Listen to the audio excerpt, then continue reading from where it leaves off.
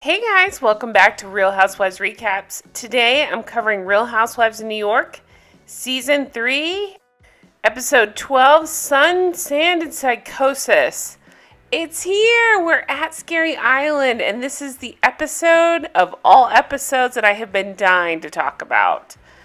I can't wait to go over this one with you guys, and I really want to hear your thoughts on this, so let's get into this episode, one of the greatest housewife episodes of all time. So remember, the night before, Ramona was drunk out of her mind. She, Bethenny, and Alex had gone dancing. Sonja and Kelly stayed behind on the boat. So apparently Ramona told a Hooters girl she needed to get an education. This is an ongoing theme for Ramona. She likes to do this. Okay, so this is the part that I didn't remember. I remember the dinner coming up, believe me. How do you forget that? I forgot that even at this breakfast, Kelly is constantly picking and poking Bethenny with a stick. And I forgot about all this. So it's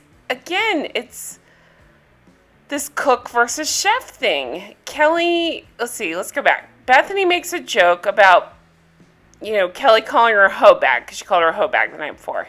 She says, I'm a chef, I'm an author, I'm a hoe bag. Kelly says, cook, you're a cook. Kelly says, Bethenny says, define chef and cook. And Kelly says, a chef works in a restaurant. Bethenny says, well, no, there's a chef that works here on the boat. And Kelly says, that's a hired chef. Bethenny says, I've been hired as a chef. Kelly says, I have no idea. And that's what Bethenny's whole point. If you don't know, don't say. It's so weird. So Kelly says, I'm being yelled at about this. And Kelly to camera says, just because you're catering parties, you aren't a chef. And Bethenny says, no, you started it. You called me a cook. And no one understands what you're talking about, so just stop. And Kelly yells out, satchels of gold. And Alex asks a cooking question, I guess. Simon's cooking for the boys, had a question about waffles. Kelly rolls her eyes and says, excellent timing. Bethenny just kind of has enough. She ends up moving to the other couch and she's just crying. She says she's emotional and she's afraid and she's hormonal. She said, I woke up to a Rottweiler and I just really wanted a relaxing day. So this is the interesting thing about Kelly. She does this. She makes these jabs. And then if anybody tries to call her out on it, she can't even come up with like a coherent thought as to why she would say that. Or she thinks she's the victim and that Bethenny's picking on her. We clearly see that it's Kelly each time that's starting this. It's so wild to watch. It's so interesting to go back and watch. She's clearly having some sort of episode, Kelly is. So they're on this beautiful boat, and we see Ramona. She starts dancing around. She's renewed. She gets all the girls down there, and she shows them, look at this big, beautiful house. And then she says, that's it. That's our house. That's where we're staying. Like it's this huge surprise, and they all get excited. So they end up taking Jeeps. When they park the boat, they take Jeeps to this big, fancy house. So we find out that the house is 11,000 square feet. It's beautiful. You talk about the most beautiful views and tropical and just incredible. I'd really like to be there right now. So they're taking a walk around. Bethenny's just excited. She said she needs her own space and some alone time. I think she's just overwhelmed and emotional. So that evening, Bethenny brought out these skinny girl bags. She brought one to everybody. She had them personalized. It was a nice gift. Had their names, their sunscreen, some towel, just some beachy stuff. Okay. This is so weird.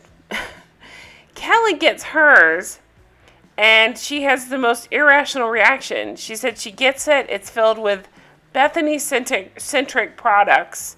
So impersonal. It rubbed me the wrong way. She cries. Okay. This is where Scary Island is pinned, by the way. She says, alone on Scary Island with no friends. This is just a gift bag. If you don't want it, throw the stuff away. Or just politely say thank you, bring it back, whatever, and then figure out what you want to do with it. Use it as a, dog treat holder, whatever. This is just ridiculous. She calls Jill and she talks about we can see her breaking. She's talking about Bethenny having knives on her tongues, and Jill keeps saying you need to stay away from her, and saying that she's not making any sense. I'm trying to get a word out of her, but it's just so crazy because she keeps saying, I had these dreams. Bethenny tried to kill me, and she's trying to stab me, and I threw up. And Jill's like, what the hell are you talking about? So they're hanging out in the kitchen, and Kelly comes up with this idea to write our complaints down on a piece of paper. And everybody's like, we're not in the 4th grade. We don't need to do that. We can just talk to each other. So, I don't know. Again, Kelly is just... We get to see a lot of Kelly this episode. Ramona goes to wake up Sonja. Sonja says, Ramona, we just separated like an hour ago. Let me sleep. Ramona would be a lot on a vacation. But they rally, and most of them, not Bethenny, they go with Kelly because Kelly has decided to take photos of them. Of course, she was married to that famous photographer, Jill Ben Simone. And Kelly, if you notice while she's talking to them about photographing them, she starts laying out this candy everywhere. Isn't that weird? They never do anything else with it. She laid out she had a bag of blow pops, it was blurred out, and she had these other candies. She was laying them out on towels for the girls. Was that her idea to photograph them? Were they just supposed to lay around and eat candy? I don't quite understand. But Kelly is photographing everybody. And remember this scene with Alex, where Alex is posing and Kelly keeps saying, Johan face. Of course, Johan is her son. She's trying to get her to relax her face. But she just keeps saying, Johan face.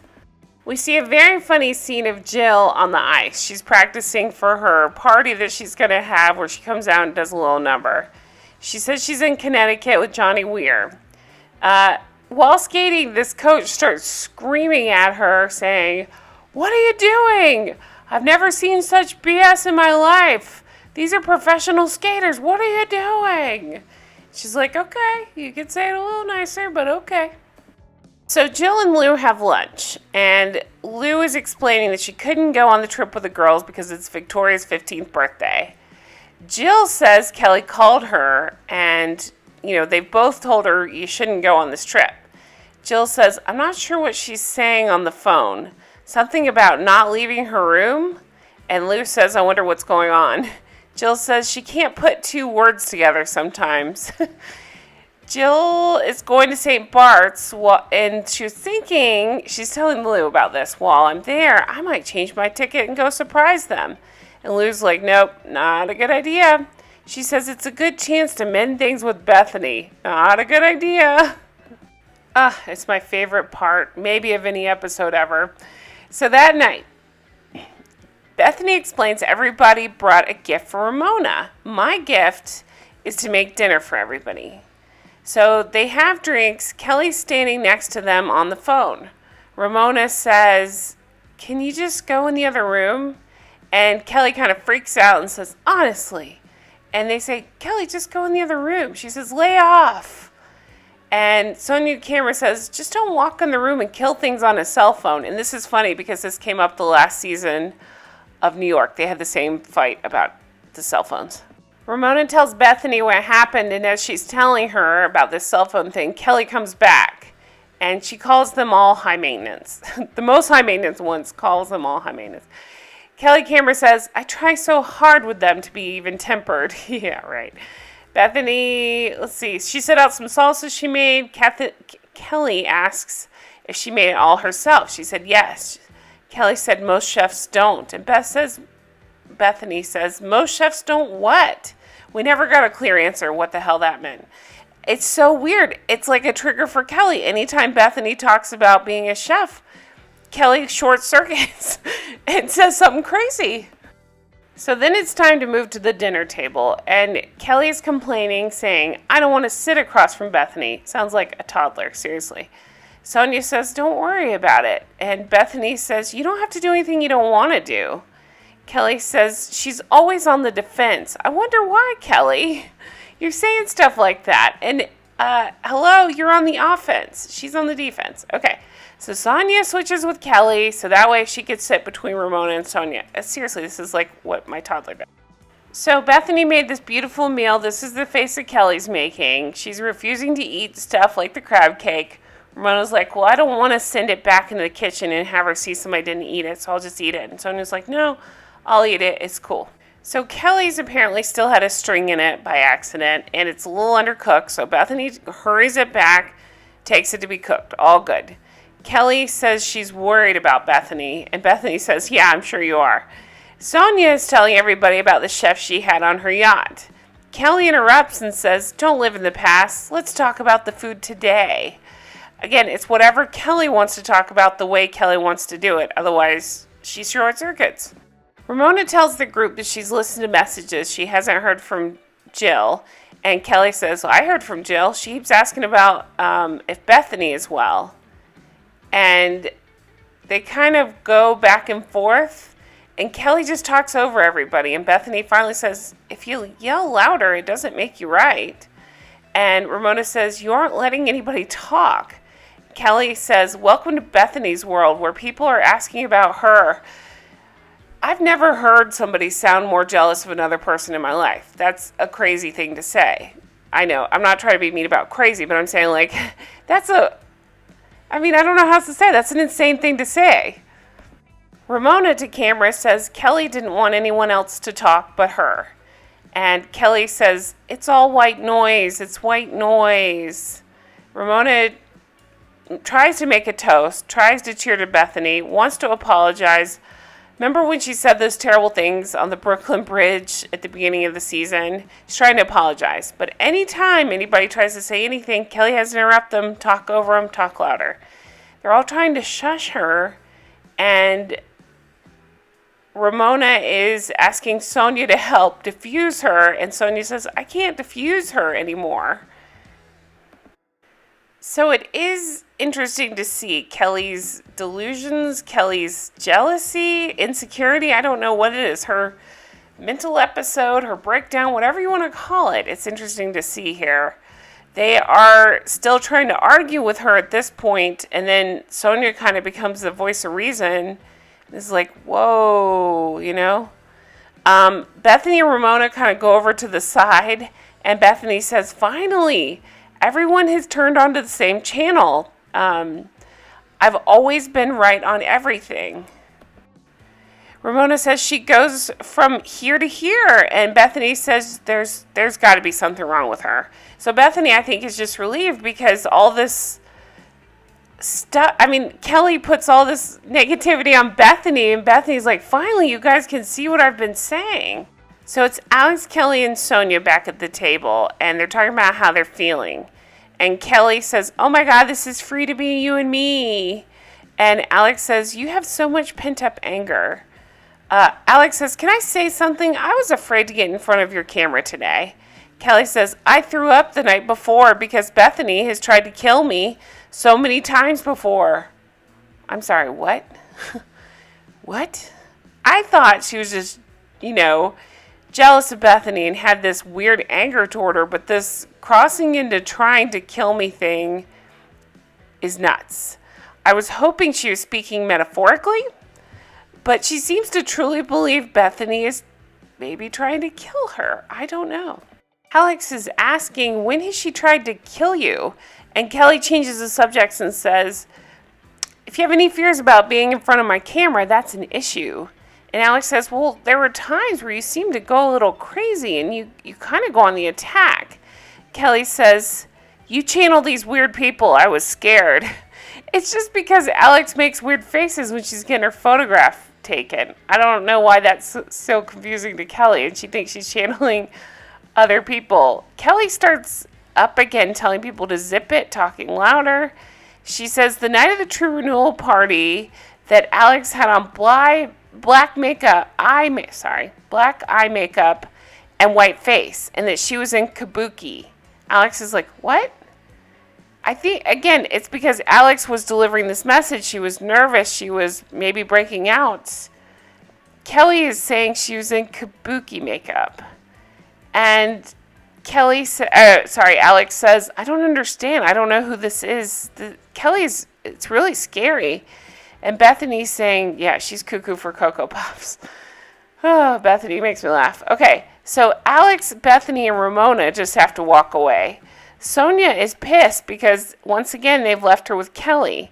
Sonja is trying to tell Kelly, you just told Alex that she was in kabuki with white makeup and you insulted her tonight. And Kelly says, I didn't insult her. Sonja says, well, what are you talking about? You're getting weird. Sonja says it's getting scary. We do see a very funny scene where Bethenny has Ramona and Alex aside and says, F you, I told you that lunatic would come out. So she's finally happy that they're getting to see what she's been telling them, that Kelly has her wires crossed or something. Kelly tells Sonja, when you have someone going after you every day in the press, she went after my little girls. And Sonja's like trying to reason with her and say, were you sure it was Bethenny? And Kelly says, you want me to sit here with her? She calls you a hooker. She's talking about a joke that Bethenny made earlier about Sonja was talking about being in the restaurant business, and Bethenny said, what are you, a hooker? Just teasing around. And Sonja said she didn't really mean that. You get that, right? She was kidding. And Kelly's like, no, she wasn't. And Sonja says, listen, I've been in the Post. I've been ridiculed. And she's just trying to relate with Kelly, saying, listen, we've all been in the press. It doesn't mean it's Bethenny doing it.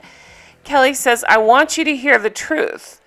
And Bethenny has rejoined the table by that point and says, okay, I want to hear the truth.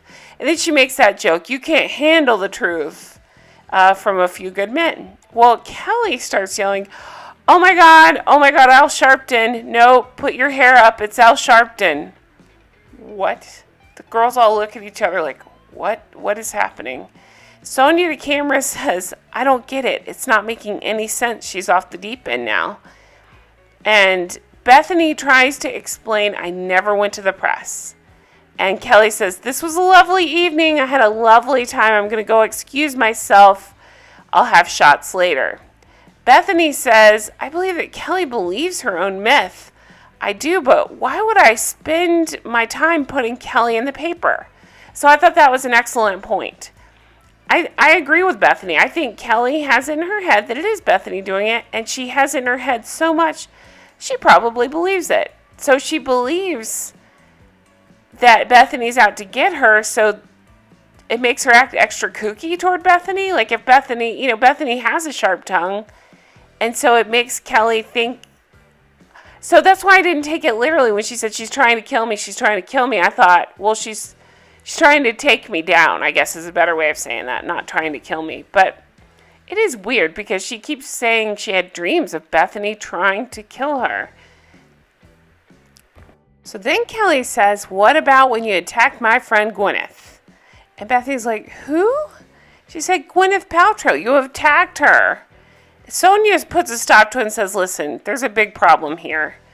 And Kelly goes away and she comes back out with these jelly beans. And for once, Ramona is completely speechless, which is really funny to see. Alex is just staring at her. Bethenny says, we think you need help. There's something wrong with you. Kelly says, your dad passed away and you're here. It's creepy. Ramona says, well, I went away when my mom passed away. Sonja says, the four of us are sane and she's crazy. Let's stop. So they're trying to rationally argue with her, but it's not working. Nothing's getting through. She's just gone to the dark place at this point. Sonja says, the four of us are sane and she's crazy, so let's just stop. Kelly says, I feel like you're trying to kill me every night. I threw up the other night. And Bethenny says, go to sleep. Go to sleep. You're crazy. You're insane. She just snapped. She's had enough. Like, to tell somebody, I feel like you're trying to kill me. It made Bethenny just snap at her. So, let's see. Sonja to camera says, this is us picking on a woman who needs help. She has a chemical imbalance or something. So Bethenny again calmly says, I'm not after you. And Kelly says, you've been after me since day one. Sonja says, it's a brick wall and you need to go now. Bethenny to camera says, I think a light bulb went off with all of us. And she calmly explains, I've never gone after you. I will never go after you. I don't want you to feel attacked. This is the point where this needs to stop. I don't want to ruin your life. Kelly says, I don't like this chatter. That's what makes people crazy. I don't want to hear the nonsense. And they all cheers, and they wish good things for everybody, and Kelly says, thank you so much. That is it. I have goosebumps from this episode. What an episode. So much happening. So much wild stuff. So much. When you think about what would you like to really be a fly in the wall for, what would you like to know behind the scenes of, what would you like to be a part of, I'd pick this.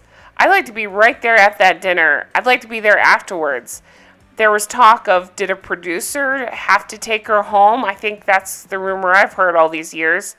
I want to say I heard it on a podcast somewhere that a producer had to get her out of there because they were actually scared for her. So I really want to know more details about that. I know it comes up in the reunion, and I can't wait to see that again and kind of relive that. But maybe after the season, I'll do a deep dive and see if I can find out any more information about what the hell happened here and what happened afterwards, because I've never seen anything like this. It's crazy. It's more than just like drunk rage. This is actually something wrong. So anyway, you guys, I love this episode. I love this season. I'm really enjoying these recaps. If you can't tell, I'll talk to you for an hour about it. But thank you guys so much for watching. I really hope you enjoy it too. I hope you have a fantastic week. And thank you guys again for all the support. I sincerely appreciate it. Have a wonderful week. Stay healthy, stay safe, and I'll talk to you really soon. Bye-bye.